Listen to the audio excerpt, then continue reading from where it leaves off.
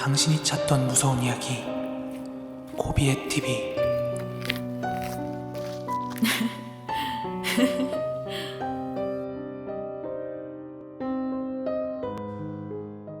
코린 여러분 안녕하세요. 코비의 TV입니다.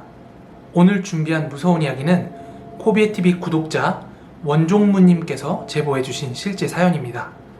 그럼 오늘의 이야기 바로 시작하도록 하겠습니다.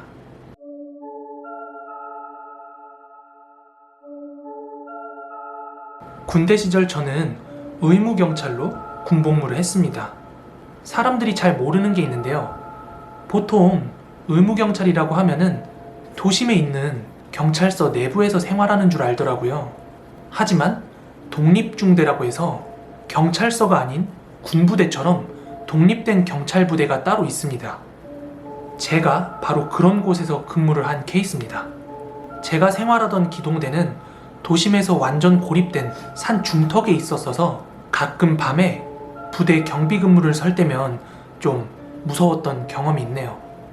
아무튼 저희 부대는 다른 부대들과 달리 시위 진압, 시설 경비, 교통 근무까지 의경이 해볼 수 있는 모든 근무를 다 해본 몇 안 되는 그런 의경 부대 중 하나였습니다. 사건은 제가 나름 짬 좀 찼다고 하는 상경 때 벌어졌습니다.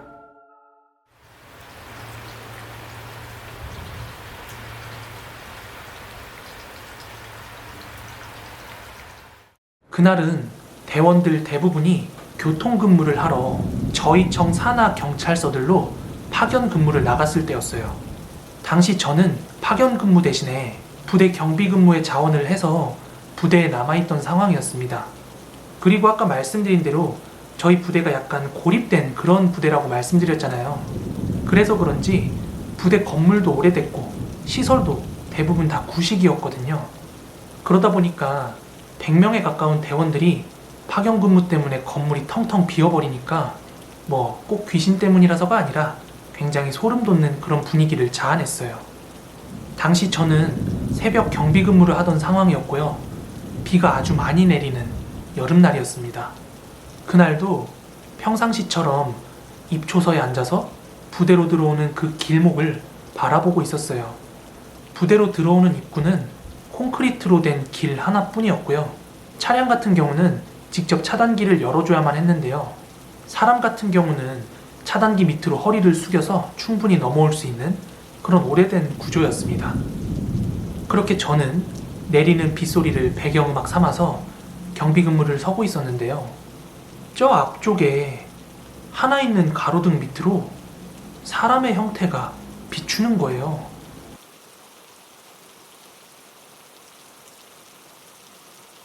거기가 새벽 시간에는 사람이 전혀 돌아다니지 않는 그런 길이에요. 그래서 저는 혹시나 어쩌다 한 번씩 출몰하는 그런 취객인 줄 알고 가만히 응시를 하고 있었습니다. 그런데 가로등 불빛 아래로 가만히 서 있던 그 사람의 형체가 점차 제 쪽으로 걸어오기 시작하더라고요. 저희는 새벽 경비 근무를 2명이서 서거든요. 한 명은 부대 뒤쪽에서 서고 한 명은 부대 앞쪽에서 서기 때문에 당시에는 저 혼자서 입초서에서 근무를 서고 있던 상황이었거든요. 저는 혹시 발생할 줄 모르는 돌발 상황에 대비해서 경찰봉이랑 무전기를 장착을 하고 그것을 다시 응시를 하고 있었는데요. 비 오는 새벽 시간이라서 얼굴이나 차림새가 자세히 보이지는 않았지만 저랑 어느 정도 거리가 가까워진 시점부터 갑자기 막 제 쪽으로 뛰어오기 시작하는 거예요. 저는 갑자기 맞닥뜨린 그 상황에 너무 소름이 돋아가지고 입초서 바깥으로 잠깐 나갔는데요. 정말 눈 깜짝할 새 그 두 사람이 차단기를 넘어가지고 부대 쪽으로 달려가는 거예요. 하지만 굉장히 이상한 점이 하나 있었어요. 그 침입자들이 입고 있던 옷이 분명히 경찰 제복이었습니다. 그것도 교통근무를 할 때 입는 하얀색 제복, 교통모, 그리고 경찰 형광 점퍼까지 분명히 의경의 복장이었습니다.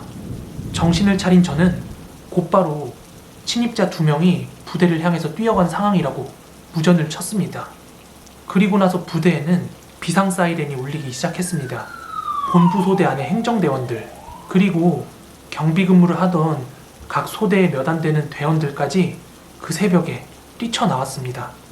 그리고 나서 저는 당직관한테 제가 본 것을 그대로 보고를 했어요. 그렇게 한 20명 정도의 대원들이 부대의 안과 밖을 그 새벽에 후레쉬를 들고 막 샅샅이 뒤졌어요. 그런데 어디에도 수상 거동자는 발견할 수가 없었고요. 저는 당직관과 선임들에게 엄청나게 욕을 먹었습니다. 수색이 끝나고 나서는 각각의 대원들이 제 위치로 돌아갔고요. 저는 근무교대를 하고 나서 행정반에서 당직관한테 엄청나게 깨지고 있었거든요. 그런데 그때 내 선으로 전화 한 통이 울리더라고요. 여보세요.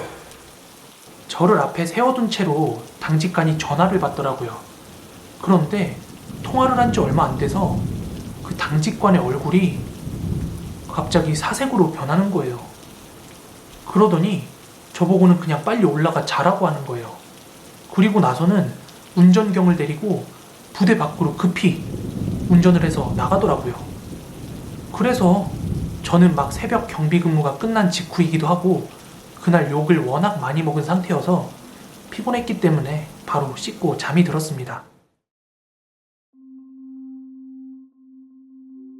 그리고 당일 아침 기상을 해서 밥을 먹으려고 식당으로 나갔는데요.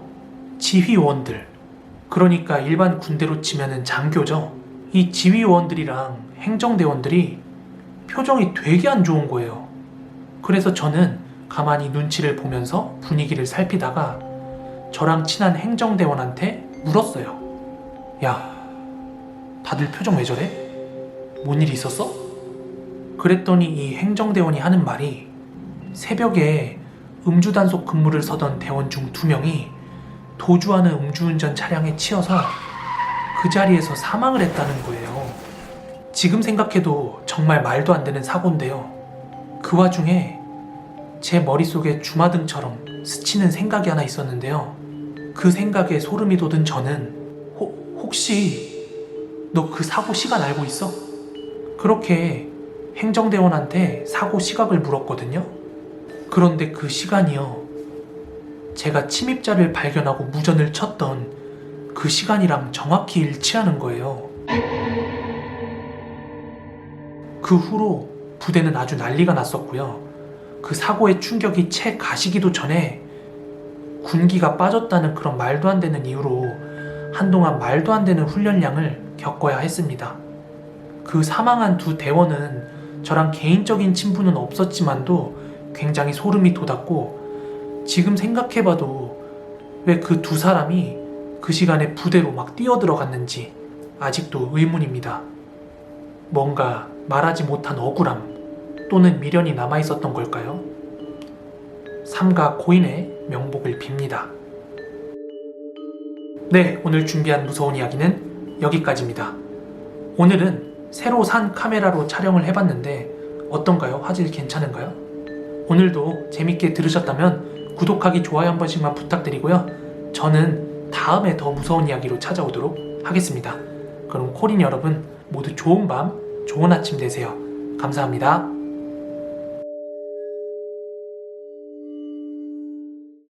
바오는 왜 저렇게 꼬리를 흔들며 저를 쳐다볼까요? 이유는 바로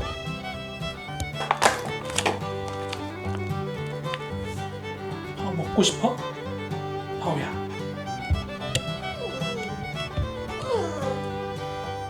이거 바오 다 먹으려면 며칠 걸리겠는데?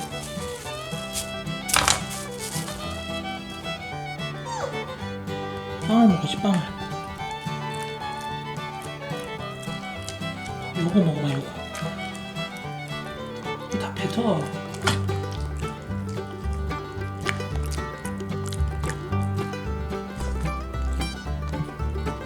이거 강아지용 케이크인데 무슨 맛 나나 한번 먹어볼게요.